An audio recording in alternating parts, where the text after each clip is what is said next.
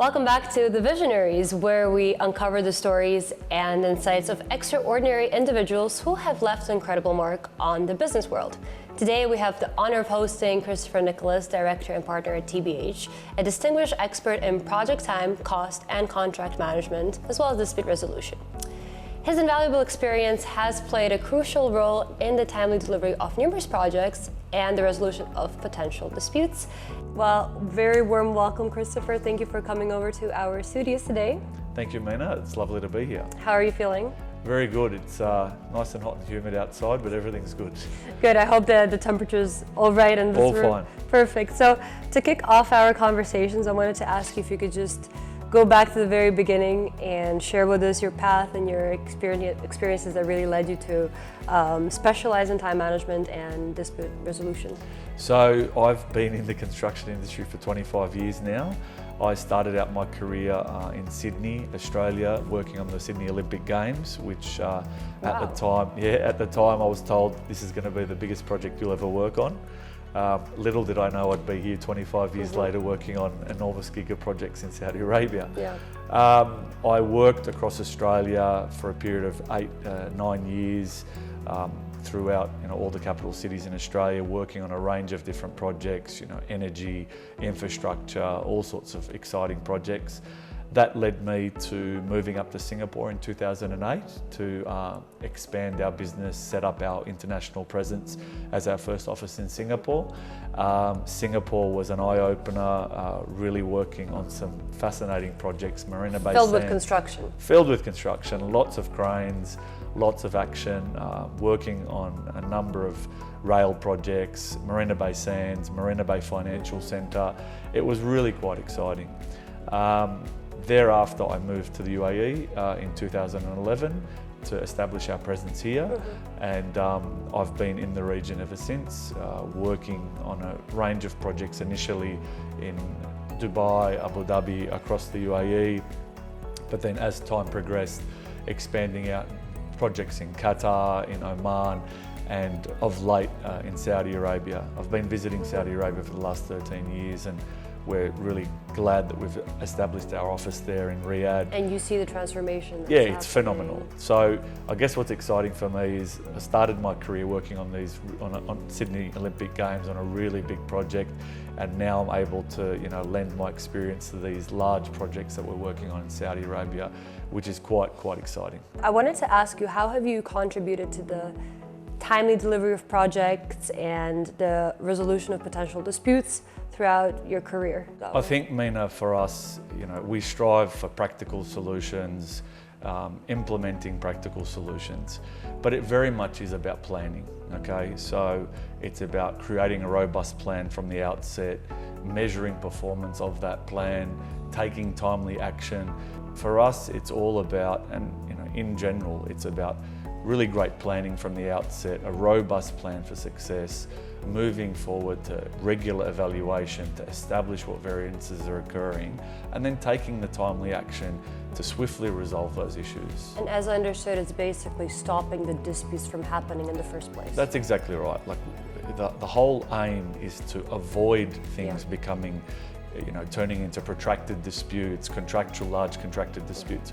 Projects are always going to have challenges, and the contract is there as a mechanism to utilise to resolve these issues. Since we are talking about challenges, what would be maybe the notable challenges that you faced in your career or that you have countered in your work on a specific project? Look, the problem on all projects, for my entire career, poor communication, people are reluctant to open up the issues, they fear that confrontation is going to occur. You're not the first to say that. Poor documentation, poor record keeping, etc. So what ends up happening is people are not keeping the right records, people aren't reacting to what's going on the project in a timely manner, which leads to this big build-up towards the end where things do become aggressive and become confrontational as all parties are pushing towards the end of a project. So, and avoiding responsibility. Yeah, I mean, people really need to come together in a regular in a regular, timely manner to resolve these issues in order to deliver the project on time, on cost, etc. And look, it may not be delivered in time, it may not be delivered for the initial budget, but you can't leave that sort of stuff to the end and then leave it to a big dispute. And this is where you come in. Yes, proactive, from the beginning. Proactive planning from the outset, yes. Perfect. So in your opinion, what are, let's say, the key factors for a successful project time management? So for me, as I was saying, it's genuinely about three key parameters. Setting up a realistic program from the outset, so between the client and the contractor, a robust program that is achievable and realistic. Secondly, as noted earlier, regularly monitoring and understanding what the variances are from the outset, right? A lot of projects I've been involved in, they've been delayed at the beginning, no one wants to say anything, no one wants to upset the client, and suddenly in month 9, we're already 6 months late. So it's very much about regularly establishing the variances throughout the course of the project, and then finally, timely resolution of those issues. So, okay, great, we've found that we're going to be delayed X number of months due to a certain issue. How do we resolve it? What mitigation strategies? So it very much is about those three basic things: setting up a realistic program, monitoring, reporting, and taking timely action. All right, thank you for that, Christopher, very well noted. Now, you did mention a constant monitoring of the project, so I wanted to ask you, how do you approach, let's say, the analysis and assessments of resources, of cost, of time, etc.? There's many techniques for analysing resource, time, cost, etc. I guess more importantly, as I was saying earlier, it's more about the frequency, okay? So it may be the program, it may be analysing the critical path, what are the most important tasks that need to be achieved to prevent delay, to understand what has occurred in a given month. So it's about capturing that data in a timely manner. So understanding, let's say within a 30-day period, okay, where were we at the beginning of the month? You do your research, basically. Yeah, where were we at the beginning, where were we at the end?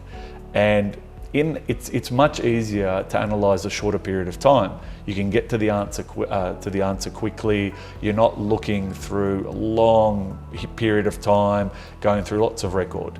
So 30 days or a month, 2 months, etc.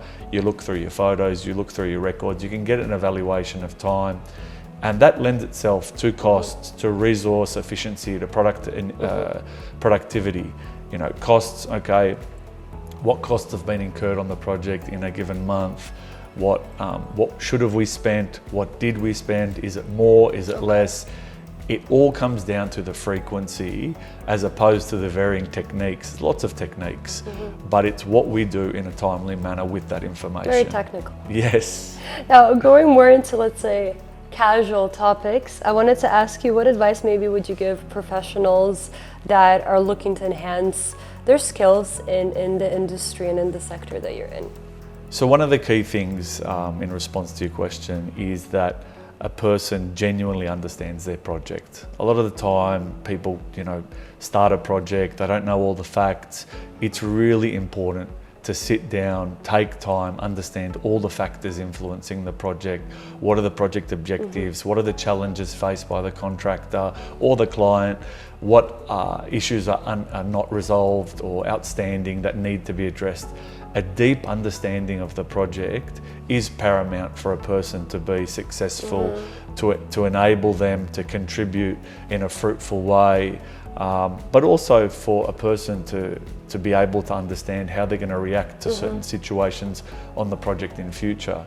So I'd say my key advice is genuinely taking the time to understand what you're working on, to allow you to provide the right advice or the right support to the project. My next question for you is if you can tell us maybe some notable success stories that you've faced in your career where your expertise made a significant impact on a certain project. Look, there's been many occasions on lots of projects where our proactive approach and trying to resolve issues in a timely manner essentially means that a project won't go to formal dispute or litigation, which is a big success because we want to avoid that at all costs. We want projects to be delivered, we want projects to be delivered in a successful manner.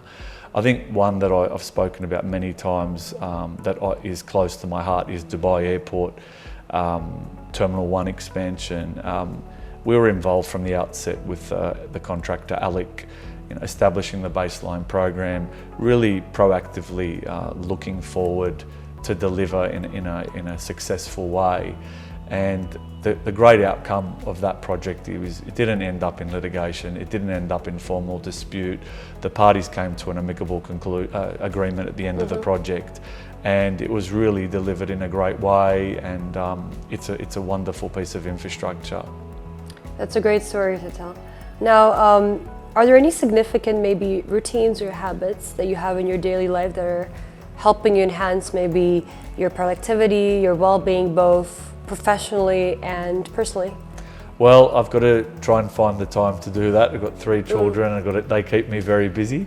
I think what I've learnt is you have to make the effort for those rituals, if you like, to make sure, going out for a walk, go to the gym, get some exercise in, do something that gets you into the right headspace as opposed to getting up straight into work and then, so I think... Switch off the robot in you. Yeah, correct. So it very much has been focusing on my own health to enable me to perform better, to have a clearer headspace and, work collaboratively with my colleagues. Definitely. And not just, always super fast. Especially because your mental health directly influences your physical health. Exactly. And you cannot be physically healthy if mentally you're not in the right state of mind. Exactly. So, getting away from the computer, going out for a bike ride, and just some fresh air is the not biggest... checking your emails. Not checking emails, etc. It's paramount to, helping a person get in the right mindset.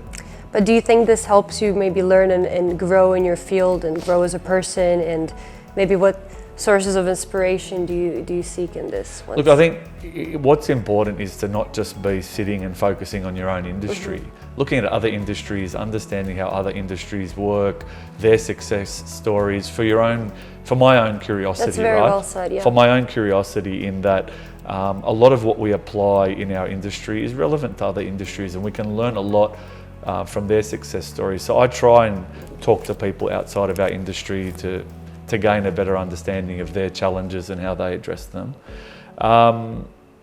So it's more a case of, stepping outside of your comfort zone, stepping away from what you normally know, talking to others, and gaining greater insights into life. And this leads me to my last question. What would you say or give as an advice to a younger version of yourself? I mean, one of the key things for me, for any new aspiring person to come into the construction industry, is very much about gaining actual on-site experience on a project.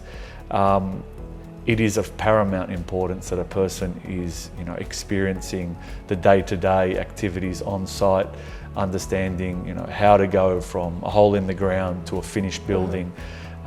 It really sets a person up insofar as their greater understanding of all the challenges faced by all parties, contractors, consultants, clients. So that would be the first piece of advice I'd be giving, to really make sure at an early part of the career to gain significant site experience. The second one is, our projects are all short-term timelines, 3 years, 5 years. None of them are particularly 10 and 15 years. So what ends up happening is people start projects, they create this great team camaraderie, then they move on to new projects, and they may not be working with the same people. So it's really about maintaining contacts, maintaining relationships with the people that you've worked with, that you've learnt from, that you've developed great relationships and learning relationships. I think that's been beneficial to me, that I've maintained contact with people that I've been working with for the last 25 years. And it really helps with your network, with your, broadening your understanding. It may be that you've worked with someone that's an airport specialist, and you stop working on an airport project, you come back 7 years later, you can turn to that person, gain some insights. So to keep those relationships to going. keep the relationships, absolutely. All right.